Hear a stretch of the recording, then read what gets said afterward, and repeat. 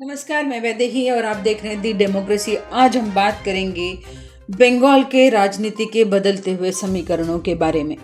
बंगाल के लोगों को ममता बनर्जी और टीएमसी से काफी उम्मीदें थी।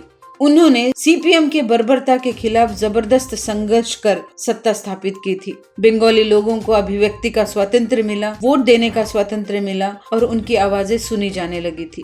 लगभग 15 साल बीत गए, इसके बाद भी पश्चिम बंगाल आज जहां का तहां खड़ा है। घोटाले के मामले में तो नंबर 1 की सूची पे आता है। फिर वो भर्ती का घोटाला हो, कोयले का घोटाला हो, रेत का घोटाला, गाय निर्यात हो या फिर जमीन गबन करने के बारे में हो। बंगाल में जब सीपीएम का शासन था तब राजनीतिक गलियारों में कुछ गिने चुने राजनेता थे जिनकी आवाजें दबंग थी।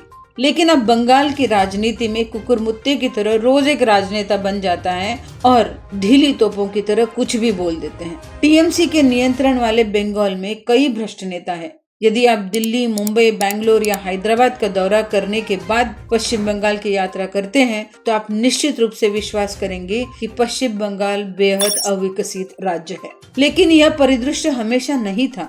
1960 के दशक में पश्चिम बंगाल, विशेष रूप से कोलकाता, अत्यधिक विकसित था। हालांकि 1950 और 1960 के दशक के दौरान शरणार्थियों का संकट उस राज्य पे था।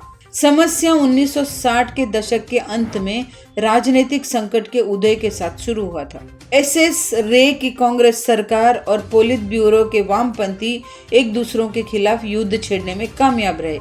सभी क्षेत्रों में उनकी राजनीति के नतीजे कुछ गलत दिखाई दिए। इसके अलावा जब विचारधारा की राजनीति की बात आती है तो अति उत्साही बांग्लादेशियों को नहीं भूलना चाहिए कि जब भारत में भोजन की कमी थी तो मुंबई, दिल्ली जैसे अन्य राज्य औद्योगिकरण को अपने राज्य में ले आने की बात कर रहे थे। वहीं बंगाल और कोलकाता के लोग वेनेजुएला और वियतनाम के लिए लड़ने में व्यस्त थे।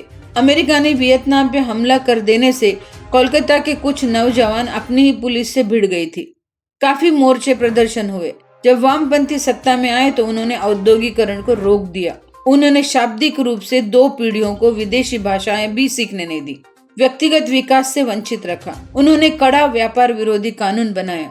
लोगों को कुशल जनशक्ति की बजाय पार्टी के स्वयंसेवक बनने के लिए प्रशिक्षित किया गया था। अगर आप 1996 और 97 के दौर पे नजर डालोगे तो सारे युवा वर्ग अधिकतर अपने माँ बाप के घर में खाना खाते थे और पार्टी कार्यालय में जाके ठिया देते थे। उन्होंने अपना पूरा करियर और भविष्य बर्बाद कर लिया था।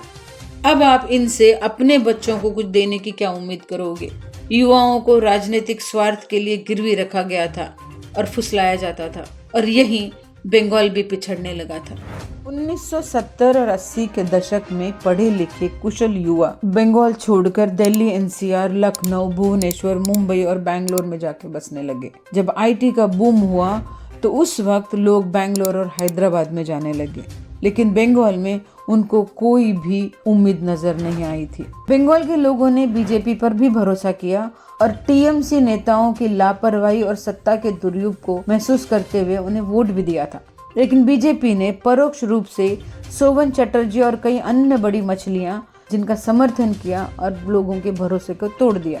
बीजेपी ने टीएमसी के सभी शर्मनाक और घोटालेबाज नेताओं का स्वागत किया और उन्हें क्लीन चिट दे दी। यहीं से बंगाली भ्रमित भी होने लगा और उसे ये नहीं पता था कि किसे वोट दिया जाए। 1970 के दशक में बंगाल में साम्यवाद का उदय हुआ।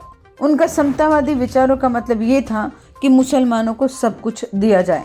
उसी बीच शिक्षित मध्यम वर्गीय हिंदुओं के बीच वामपंथी विचारधारा ने बंगाल के भीतर हिंदू मुस्लिम शांतिपूर्वक सह अस्तित्व को सक्षम बनाया। मुस्लिमों के तुष्टिकरण हो रहा था, वहीं हिंदुओं का दमन हो रहा था। पूजा पाठ करने की अनुमति न देना, सार्वजनिक कार्यक्रमों पे बैन, हिंदू संगठनों के कार्यकर्ताओं को मार डालना, बीजेपी के नेताओं को चुन चुन कर पकड़ पकड़ के प्रताड़ित करना और धीरे धीरे हिंदू वहाँ पे विद्रोह करने लगे थे। कई हिंदुओं को आज भी जेल में रखा गया है। वेस्ट बंगाल में मुस्लिम आबादी में वृद्धि होने लगी। अब अगर देखा जाए तो बांग्लादेश के कई मुस्लिम बंगाल में आए हैं और सीमा पर वो अवैध अप्रवासन के कारण मालदा जिला में अफीम की खेती, नकली नोट की छपाई, लड़कियों की तस्करी आदि के लिए बदनाम है। सत्ता पक्ष अपनी सुविधा के लिए इस खतरे से आंख मूंद लेती है। बांग्लादेश में शिक्षा और विकास का अभाव तो है ही, कट्टर इस्लामिक तत्वों को बढ़ावा दिया जा रहा है। बड़े दुख की बात है कि विश्व को स्वामी विवेकानंद, रविंद्रनाथ टैगोर जैसे लोगों ने बंगाल को एक पहचान दी थी, अब वहाँ पे अधर्मीय कट्टरपंथियों को प्रोत्साहन दिया जा रहा है। हथियारों की तस्करी से लेकर गो हत्या को वहाँ पे प्रोत्साहन मिलता है। ये सिर्फ इसलिए कि ममता बनर्जी अल्पसंख्यकों के बीच अपना लोकप्रिय समर्थन खोना नहीं चाहती है। अगर तुष्टीकरण की राजनीति बंद नहीं की गई तो आगे सांप्रदायिक हिंसा से बंगाल को कोई नहीं बचा सकता है। इसमें नुकसान भी फिर लोगों का ही होगा। अगर आपको ये एपिसोड अच्छा लगा तो लाइक, शेयर, सब्सक्राइब करना ना भूलना। फिर मिलते हैं किसी अगले एपिसोड में, तब तक के लिए नमस्कार।